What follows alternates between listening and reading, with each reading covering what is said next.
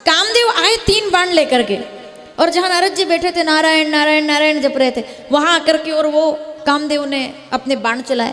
पहला बाण चलाया प्रकृति का, सुंदरता का, खुशबू उठी, ऐसे फलों की सुगंध रस पकड़ा है जैसे कोई बड़े से बड़ा महात्मा भी उसको महसूस करे तो तुरंत जाग जाए कि ये खुशबू कहाँ से आ रही है। ठीक है, ऐसे मधुमालिनी, चंपा, चमेली, सबकी खुशबू उठ रही थी। पहला तीर लेकिन फेल हो गया और नारद जी ने अपनी आंखें नहीं खोली। मुझे ये आनंद आता है कथा बोलने में। देखो जरा, नारद जी जैसे, किनकी बात करें? नारद जी, तीनों लोक में जिसको कोई नहीं रोक सकता, क्या उनको भी मद हो सकता है? तो दुनिया में किसी को भी मद हो सकता है।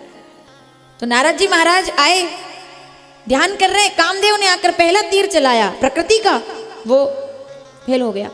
दूसरा तीर चलाया तो सब जितनी भी स्वर्ग की अप्सराएं हैं वो सब आकर नृत्य करने लगी, नाचने लगी। घुंघरू, कंगन, चूड़ियां, कजरा गजरा महकने लगा। बड़े बड़े महात्मा भी अगर हो तो आंखें खोल करके जिज्ञासा में आ जाए कौन नाच रहा है, लेकिन उनके नाचते नाचते घुंघरू टूट गए। लेकिन नारद जी ने अपनी आंखें, वो ध्यान में अपने मगन, नारायण नारायण नारायण, ध्यान ध्यान लगाया हुआ।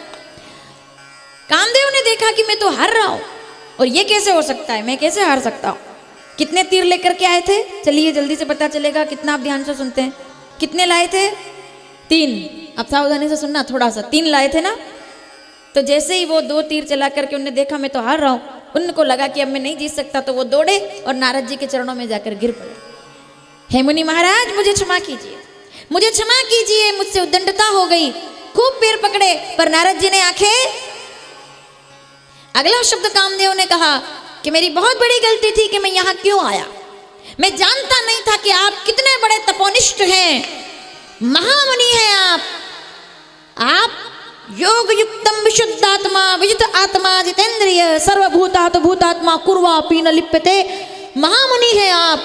मैं भूल गया था, और आज एक बात कहता हूं आपके चरण पकड़कर। नारद जी की आंखें बंद है। एक बात कहता हूं आपके चरण पकड़ करके, दुनिया में योगी तो बहुत है, वैसे तो शिव जी को आदि योगी कहते हैं, पर नारद जी आज से मैं आपको आदि योगी से भी ऊपर मानता हूं। आज शिव जी से भी बड़े हो गए बाबा आप, आज आप बहुत बड़े हो गए, शिव जी से बड़े हो गए। जैसे ही ये सुना,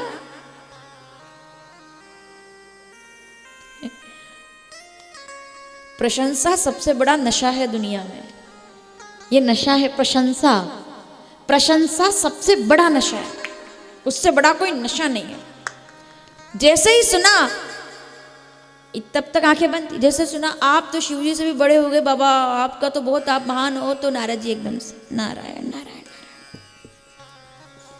अब कामदेव ने देखा तो जाग गए, वो डरा घबराया, अरे श्राप मत देना, श्राप मत देना, श्राप तुरंत दे देते, श्राप मत देना। देखो अब मैं एक बात बोलती हूँ आप लोगों से, आपको अच्छा लगेगा सुन करके।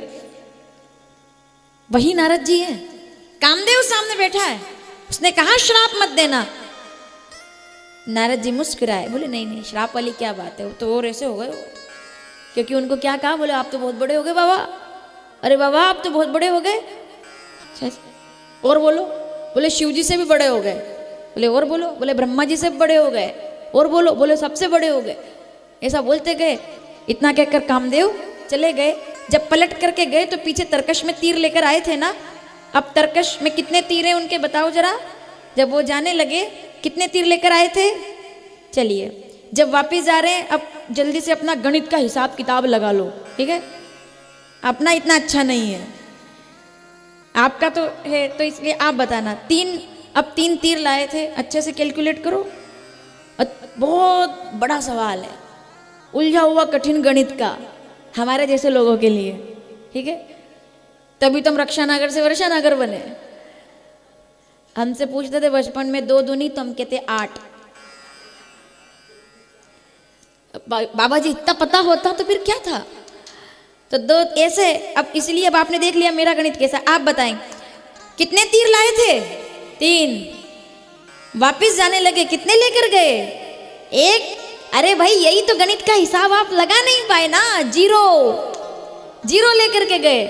इसलिए तो मैंने कहा था उलझा हुआ गणित है। अब आप कहेंगे नहीं नहीं ऐसा तो हो ही नहीं सकता, वो 3 लेके आए थे, 2 उनने चलाए, एक उनका रखा रह गया, वही तो दिक्कत है।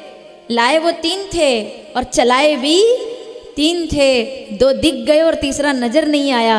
वो तीसरा बाण ही तो है जिसकी वजह से आंखें खुल गई नारद जी की, और वो तीसरा बाण और कुछ नहीं है, वो है दुनिया में बाबा जी इंसान हर चीज से बच सकता है, लेकिन झूठी प्रशंसा के तीर से कोई नहीं बच सकता, वो तो आखिर में घायल करता ही है।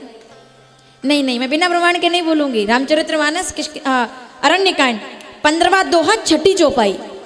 काम को मत दम्ब ना जाके, जिसको दम्ब ना हो, अभिमान ना हो, तात निरंतर बस में ताके।